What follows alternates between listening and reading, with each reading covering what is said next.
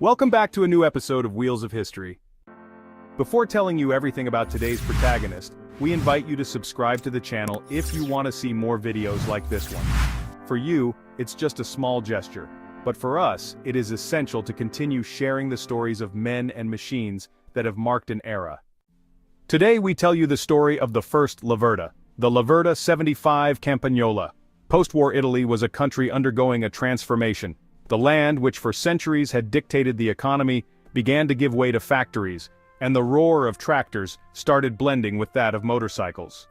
Even in Breganze, where Laverda was synonymous with agricultural machinery, the winds of modernity were blowing strong. Francesco Laverda sensed this, and decided to embark on the adventure of two-wheelers. And so, in 1950, the first motorcycle from the Venetian company was born. A small 75cc four-stroke, compact and sturdy, with a stamped sheet metal frame that set it apart from the competition. It was a pioneering debut, but with a significant advantage. Laverda, already known and appreciated in the rural world for the reliability of its machines, enjoyed a level of trust that other brands could only dream of. For those who had used a combine harvester or a tractor from Breganze, transitioning to a motorcycle bearing the same name was almost natural. Thus, the Laverda 75 earned the nickname Campagnola, loved by those who lived and worked among fields and hills. However, in a fast-moving Italy, a good reputation alone was not enough to stand out. The small displacement market was crowded. Moto Guzzi with its Gusino, Aramere Capriolo, Ceccato Ducati, fierce competitors that left no room for the uncertain. Laverda knew this and chose the most direct path to make a name for itself: competition. The touring version of the 75 was a robust, economical, and reliable motorcycle, but it was the sport version that made history. Victories followed one another with such regularity that it would be more accurate to speak of a monopoly rather than mere success. Milano-Taranto, regularity races, road competitions, Laverda was always in the lead, asserting a technical dominance that ignited the passion of those who rode it. Yet even those who didn't race benefited from the quality of the Breganze company. Both the touring and sport versions shared the same engine, a small technical marvel for its time, a four-stroke with a light alloy cylinder head and barrel, overhead inclined valves, and a hemispherical combustion chamber that allowed the single-cylinder engine to run smoothly, even beyond the 5,200 revolutions per minute, declared for maximum power. The frame, initially made of stamped sheet metal, was soon complemented by a tubular double-cradle frame that made the bike even more competitive. At first glance, the lightweight motorcycle appeared unusual compared to the standards of the time.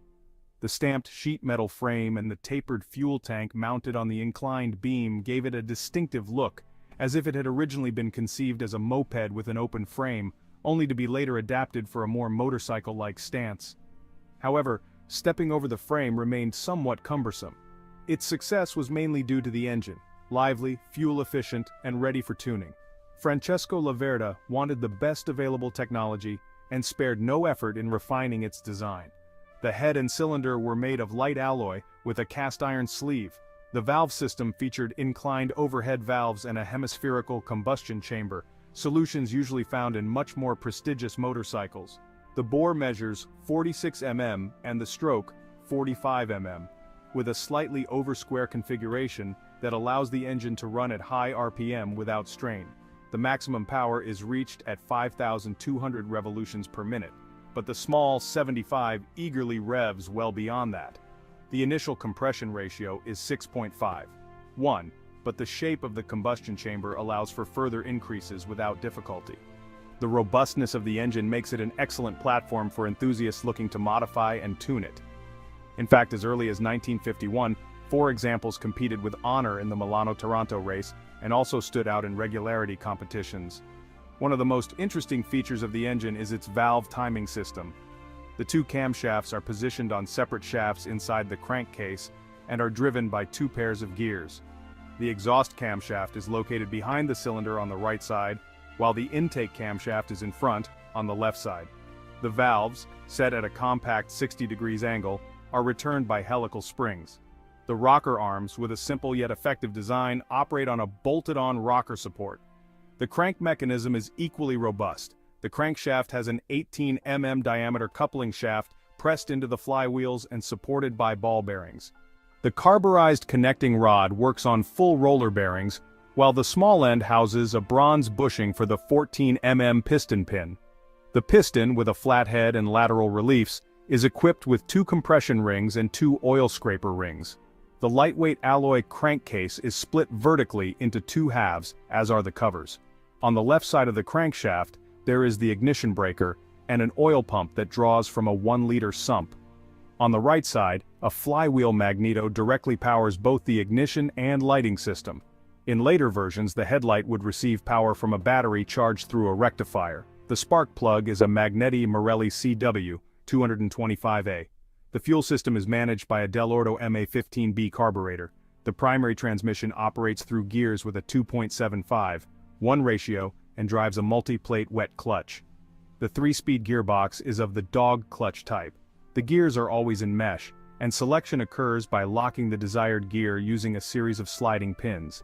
While the engine is the Laverda 75 strong point, the frame raises some concerns. The sheet metal structure ensures high rigidity, perhaps too much, while the suspension leaves much to be desired. The front parallelogram fork performs adequately, but the rear suspension, with an internal leaf spring and linkages, is less convincing. It is stiff, noisy, and the frame itself amplifies sounds, turning them into an unpleasant metallic echo.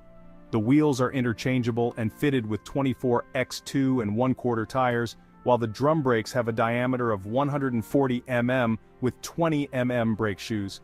The motorcycle weighs 70 kilograms and has a wheelbase of 1,190 mm. The stated performance includes a top speed of 60 km/h, which soon increased to 70 km/h, with a fuel consumption of 60 km per liter. In 1952, a transport tricycle appeared using the same stamped frame. But the real turning point came with the sport version, presented at the Milan Fair that same year. The frame became a tubular double cradle, the front fork was now telescopic, and the rear swing arm adopted shock absorbers with springs. The engine, increased to 4 GP at 6,500 revolutions per minute, pushed the small 75 up to 90 km/h with the right gearing. At the Milano-Taranto race, this version left its competitors far behind. The little Laverda changed its look. The Carinata was born, featuring sheet metal leg shields and a telescopic fork replacing the old parallelogram design. The same frame was also introduced on the Normale at the end of the year, and on both versions, the engine received minor updates, gaining a slight boost in power while still maintaining the 3-speed gearbox. Even the base version received the new frame and suspension, while the old stamped frame survived only on a variant with large leg shields, which disappeared the following year. In 1954, the Carinata was phased out, but the small single-cylinder engine from Breganze continued its evolution. From the 75 came a 100cc version, which soon joined the original model in races and on the streets, further establishing Laverda's name as a symbol of robustness, reliability, and an indomitable spirit. As often happens, the public ended up focusing on the most prestigious version. The 75 Normale, also called the Carinata, remained in the shadow of its sportier sibling, despite being a practical, economical machine suited for everyday riders. Its distinctive design and open frame made it resemble another icon of the era, Moto Guzzi's Galletto. Thus, it earned the nickname Laverda da Prete, Laverda for priests, as its frame allowed riders to mount it without lifting their cassocks too much. But beyond the labels, the 75 marked the beginning of a glorious adventure. With it, Laverda laid the foundations to become one of Italy's great motorcycle manufacturers, and if first loves are never forgotten, the Campagnola remains in the hearts of those who rode it, with its quiet rumble and the determination of a machine that knew how to carve its path from the countryside to the city. This is where we stop for now, and as always we remind you that engine spare parts and rubber components for Laverda and other vintage motorcycles can be found at thekingofficeton.com. The wheels keep turning and the stories remain. Every motorcycle tells a journey and unveils an era. See you at the next stop, always on 2 wheels and with another piece of history to tell.